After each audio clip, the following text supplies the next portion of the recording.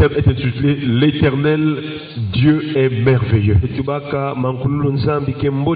Nous avons déjà vu la première définition. C'est sur elle que nous sommes encore. Que veut dire merveilleux? Donc la première définition veut dire que merveilleux veut dire qui étonne par un caractère ou bien par un caractère inexplicable. Qui étonne par son caractère inexplicable. Cela nous emmène à comprendre que Dieu fait des choses inexplicables. Des choses qui dépassent l'entendement humain. Des choses qu'on ne peut pas mesurer par le raisonnement humain. Mais pourquoi Dieu peut-il faire de telles choses? Parce que déjà dans sa nature, il est un mystère. Et Dieu est infini en tout point. Sa miséricorde est infinie. Son amour est éternel. Sa puissance est éternelle. Tout en Dieu est infini. C'est pourquoi ce que Dieu fait, on ne peut pas calculer, on ne peut pas mesurer, on ne peut pas prévoir. Est-ce qu'on peut acclamer le Seigneur? Et nous sommes en train de voir des exemples bibliques. Des situations et des conditions qui sont arrivées dans la vie de ceux qui croient en l'éternel Dieu. Et ils ont vu la main de l'éternel. Nous avons vu comment que Dieu pouvait donner un enfant à un couple très avancé où la femme avait, je crois, près de 90 ans. Mais elle a conçu et enfanté un fils. Est-ce qu'on peut acclamer le Seigneur? Nous avons vu aussi les compagnons de Daniel. J'étais dans une fournaise de feu. Cette fournaise était extraordinairement chauffée 7 fois de plus. Mais la puissance de Dieu a neutralisé la puissance du feu. Et ça a amené même à ce roi païen Nebuchadnezzar à demander que dans sa province, c'est différentes provinces qu'il a dit qu'il faut que les gens croient au Dieu des compagnons de Daniel.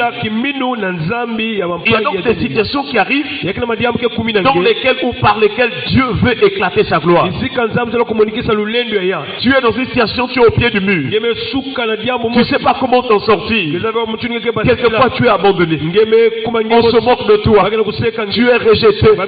Apparemment tu es seul. Mais la bonne nouvelle, chers frères et sœurs, dès lors que tu crois en Jésus notre Seigneur Sauveur, il est toujours avec toi. Dans les moments où tu es tombé, il est avec toi. Pourquoi? Parce qu'il vient pour te relever. Là où tu es courbé, rien ne marche. Jésus est là pour te redresser. Est-ce qu'on peut acclamer le Seigneur? C'est pourquoi il faut garder la foi. Quels que soient les temps et les circonstances. Nous l'avons déjà dit qu'il fait des choses inexplicables. Si tu commences à calculer avec ce que tu as appris à l'école, tu vas commencer à t'attrister. Tu vas te dire que c'est fini. J'aimerais te dire, même lorsque tu as raisonné, tu trouves que c'est fini pour toi. Pour Dieu, ce n'est pas encore fini. Car la science de Dieu, la sagesse de Dieu est infiniment variée. Chers frères et sœurs, ce qu'il a fait avant ou dans le temps passé, il peut aussi le faire dans ta vie. De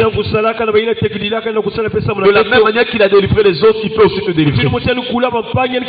Espère en l'éternel.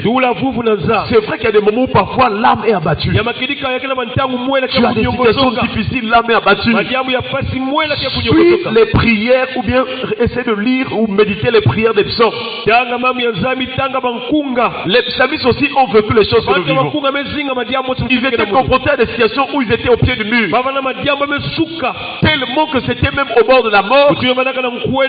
Voyez-vous David qui dit quand je traverse la vallée de l'ombre de la mort, c'est-à-dire l'ensemble des situations où tu es en train de voir la mort. Mais il dit je ne crains aucun mal car tu es avec moi. Est-ce qu'on peut acclamer le Seigneur? Ta houlette et dans ma tombe me rassure.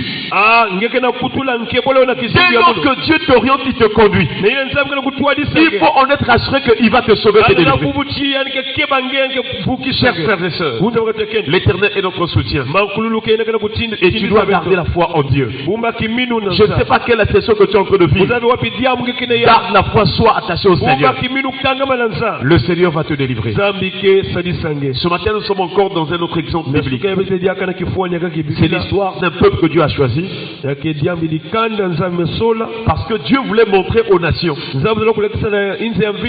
qu'il est au-dessus des dieux que les nations sont en train de croire. Les nations se sont fait des dieux par les idoles. Et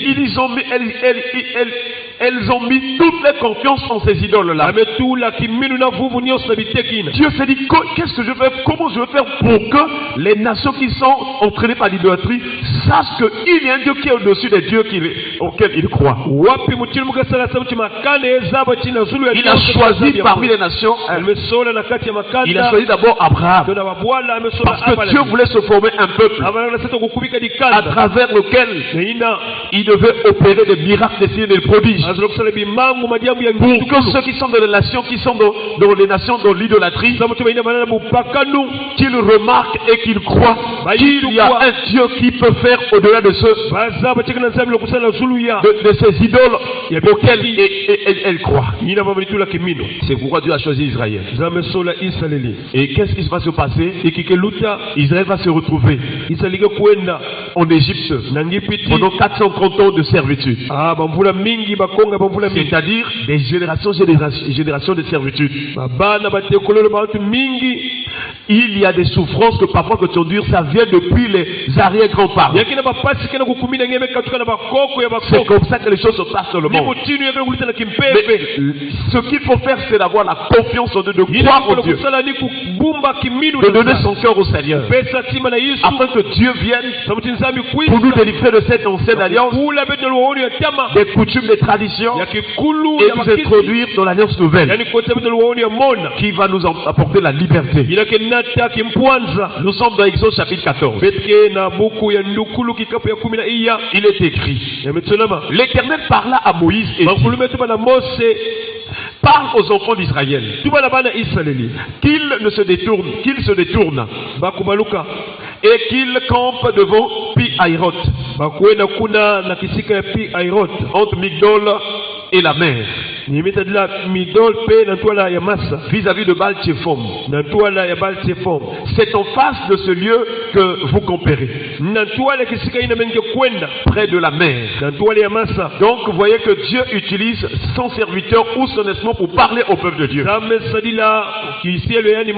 De la même manière que Dieu parlait au peuple au moyen de Moïse, qui était un prophète, c'est-à-dire un messager de la part du Seigneur. Aujourd'hui aussi Dieu utilise ses serviteurs. Lorsque le pasteur prêche, ne regarde pas son apparence, ne regarde pas son intelligence, mais il faut croire que c'est un messager que Dieu a placé pour véhiculer la parole de Dieu. Et quand il parle, ce qui compte pour toi, c'est la parole que nous recevons de la part de l'Éternel au moyen de son serviteur. Si nous comprenions les choses ainsi, nous allons recevoir la parole de Dieu. Et donc Moïse a parlé aussi comme l'Éternel lui avait parlé. Et ils se sont mis donc en face de la mer. C'était un lieu désertique. Chers frères et sœurs, Dieu dit à Moïse, Pharaon dira des enfants d'Israël, ils sont égarés dans le pays, le désert. Ils sont égarés dans le pays. Le désert les renferme. J'endurcirai le cœur de Pharaon, et il les poursuivra. Mais Pharaon et toute son armée serviront à faire éclater ma gloire. Et les Égyptiens sauront que je suis l'Éternel. Et les enfants d'Israël firent ainsi. Dieu a un plan. Et dans ce plan-là de Dieu, il arrive des moments que les ennemis t'attaquent. Il y a eu des moments où tu fais des mauvais rêves. Dans le plan de Dieu, l'ennemi peut venir pour t'attaquer. Mais si tu es en alliance avec Dieu, si tu te sanctifies, si tu gardes la foi, si tu marches dans la vérité, cette situation pour laquelle l'ennemi vient t'attaquer va faire éclater la gloire de Dieu. C'est-à-dire que Dieu se lèvera pour intervenir en ta faveur, afin que l'on sache, même dans le camp de l'ennemi, comme Dieu est en train de dire, les Égyptiens sauront que je suis l'Éternel. Est-ce qu'on peut acclamer le Seigneur? Nous prions que cette année, que tes ennemis sachent que ton Dieu est le seul éternel. Que l'on sache que tu pries le Dieu vivant et vrai. Je ne sais pas les conditions, les situations que tu es en train de traverser de vie, mais Dieu veut faire éclater sa gloire. Compte sur lui. Vous suivez que quand Moïse parle, qu'est-ce qui s'ensuit? C'est l'obéissance. La Bible déclare que Israël firent ainsi. Pour vivre la victoire dans les épreuves, dans toute situation, il faut en être assuré que tu obéis à ce que Dieu dit. Chers frères et sœurs, la Bible déclare, on annonça au roi d'Égypte que le peuple avait pris la fuite. Alors le cœur de Pharaon et celui de ses serviteurs furent changés à l'égard du peuple. L'ennemi ne veut pas que tu sortes de la servitude. Lorsque tu reçois une délivrance dans un domaine, ne te dis pas que c'est fini, je dois pouvoir rester, ça marche maintenant. Lorsque tu reçois la délivrance, il faut toujours se mettre en garde, il faut veiller. Parce que les démons qui ont été chassés là, la situation m'a dit qu'il avait quitté là, le diable va se mettre en colère pour vouloir l'amener encore, revenir encore, poursuivre ta vie. Mais quand il viendra, dès que tu trouves en prière, il ne pourra pas entrer, il ne pourra pas te toucher, il ne pourra pas t'atteindre. Dieu élèvera une muraille de fer entre toi et le camp de tes adversaires. Est-ce qu'on peut acclamer le Seigneur? C'est ainsi que dans la suite de l'histoire, Pharaon est donc venu. Et la Bible déclare que le peuple d'Israël virent derrière eux les Égyptiens qui arrivaient. Alors parmi le peuple d'Israël, il y a des gens qui commençaient à raisonner. Moïse, n'avons-nous pas raison de te dire de nous laisser mourir en Égypte? Comment tu peux nous emmener pour nous faire périr dans le désert? Lorsque les oppressions arrivent, quelquefois dans ta chair tu commences à raisonner. Quand je ne priais pas, on me partageait. Quand je vivais avec le copain là, en tout cas il me dépannait. La copine là vraiment me faisait du bien. Mais depuis que j'ai abandonné là, ça ne marche plus. Non, c'est une phase transitoire. Parce que tu as vécu longtemps sous le contrôle de l'ennemi. Lorsque tu quittes, Dieu permet un temps. Et pendant ce temps-là, il te prépare, il t'équipe, il te forme, afin que quand tu vas traverser le désert, que tu sois un héros, que tu sois un vainqueur. C'est pourquoi quand Israël a quitté l'Égypte, il voulait passer par le chemin le plus court. Mais c'était le chemin des Philistins. Dieu fit faire à Israël un détour, parce qu'il n'était pas encore fort. Chers frères et sœurs, beaucoup de situations arrivent pour que nous puissions nous équiper, pour que nous apprenions à prier. Et il y a des prières que tu as élevées, c'est à cause de la situation que tu as vécue. Mais c'est une formation. Alléluia. Dès lors que tu crois en Dieu, ne pense pas que Dieu va te rejeter. C'est peut-être à cause du péché. Mais si tu sais que tu marches devant Dieu, c'est vrai que tu as des faiblesses, mais dans ces faiblesses tu reviens au Seigneur. Et dans ton cœur tu veux changer, devenir vraiment une nouvelle créature. Quand Dieu verra l'intention, situation, que tu veux que ta vie change, Dieu va venir en aide au moyen de son esprit pour te conduire peu à peu jusqu'à ce que tu arrives à la maturité. Chers frères et sœurs, il faut de la volonté. C'est pourquoi David a dit qu'un esprit de bonne volonté me soutienne. Chers frères et sœurs, Pharaon commençait à s'approcher. Avant que l'armée de Pharaon, parce que la Bible déclare, Pharaon s'est appris toute l'armée de l'Égypte. Parmi laquelle il y avait au moins 600 chars d'élite. Les combattants ou les tireurs de l'élite, ce sont ceux-là, quand ils tirent, ils ne ratent pas la cible. C'est ceux sur qui l'ennemi compte. Dans ta vie aussi, l'ennemi compte sur un tireur de l'élite. Je ne sais pas, un combattant de l'élite contre ta vie, est-ce que c'est un mari de nuit? Est-ce que c'est une femme de nuit? Est-ce que c'est un esprit des eaux? Qu'est-ce qui se passe dans ta vie? Quels sont les rêves dans lesquels tu es souvent vaincu? Chers frères et sœurs, mais la bonne nouvelle, Pharaon ne savait que ce jour-là, il y a quelqu'un qui est là, qui est sur Israël, qui veille sur Israël. Et c'est le temps de la délivrance totale. Toi aussi dans ta vie, tes adversaires, tes ennemis ne savent pas que malgré te persécuter, ils te poursuivent, qu'il y a quelqu'un qui s'est levé en ta faveur. C'est la personne de l'Éternel Dieu. Ils avancent comme Pharaon. Ils s'approchent avec assurance. Et avant qu'ils arrivent vers pour rattraper Israël, la Bible déclare la colonne de nuée qui était devant Israël a quitté devant, parce que devant il conduisait Israël. La colonne est passée derrière. Et cette colonne était d'une part ténébreuse et d'autre part la lumière. Et ça s'est interposé entre les deux camps. Toute la nuit, les Égyptiens n'ont pas pu vraiment atteindre Israël. Quel que soit l'ennemi acharné contre toi, si tu as la prière, il ne t'atteindra pas. C'est pourquoi le psalmiste dit que mille tombent à mon côté, 10 000 à ma droite, je ne saurais pas comment atteindre. N'est-ce pas pendant que cela se passe, Dieu dit à Moïse, étends ta main, prends la mer. Et il a étendu sa main. Dieu a envoyé un vent d'Orient. Depuis que le monde existe, il n'y a que Dieu qui a fait ce prodige. Regardez l'étendue de la mer. Dieu a envoyé un vent. Tout ce qui existe est soumis à la puissance de Dieu. Que ce soit les arbres, le vent, tout existe. Même les démons qui que ce soit qui existent, ils connaissent la toute puissance de Dieu.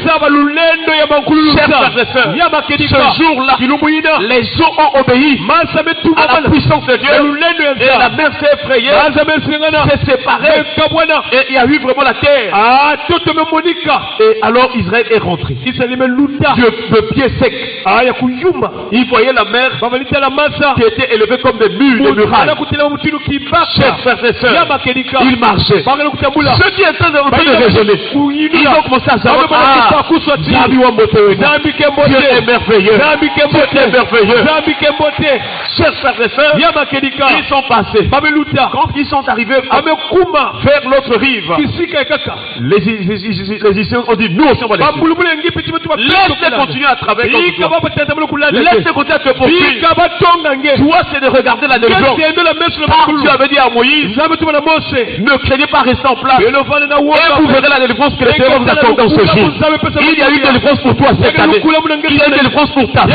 Il y a une délivrance pour ton foyer, pour ton travail, pour tes enfants. Il y a une délivrance aussi pour toi, chers frères et sœurs. Les deux ont avancé. Ils sont arrivés au milieu de la mer. La Bible déclare l'Éternel mit un désordre dans leur corps. Tous ceux qui se lèvent contre toi soient dans la confusion. Ils brisèrent les roues de leurs chars. Tout moyen spirituel que le diable utilise contre toi, que les démons utilisent contre toi, tout moyen soit brisé au nom de Jésus. Certains des militaires qui étaient là, ils se sont dit, ah non, repartons parce que ça c'est l'Éternel qui combat pour Israël. Mais c'était comment? Trop tard. Ils sont déjà au milieu de la mer. Comment repartir? Alors la mer les a engloutis. Chers frères et sœurs, les Égyptiens que tu vois, les démons que tu es en train de voir, les ennemis qui sont en train de te persécuter, tu ne les verras plus jamais. Mets ta confiance en Dieu. Car Dieu est la parole. Au commencement était la parole, et la parole était avec Dieu, et cette parole était Dieu. C'est la même parole que nous prêchons. Comme ça vient de Dieu, et c'est la parole de Dieu, elle s'accomplira certainement. Personne n'était dans la prière. Nous allons remercier le Seigneur pour sa parole ce matin qui nous donne la vie. Jésus a dit, les paroles que je vous ai dites sont esprit et vie. Nous allons remercier le Seigneur pour la vie et l'esprit de la parole. Et nous voulons prier le Seigneur au nom de Jésus. Merci Seigneur pour la vie ce matin que tu nous donnes. Merci Seigneur pour la vie, pour l'esprit de la parole. Oh Dieu notre Père.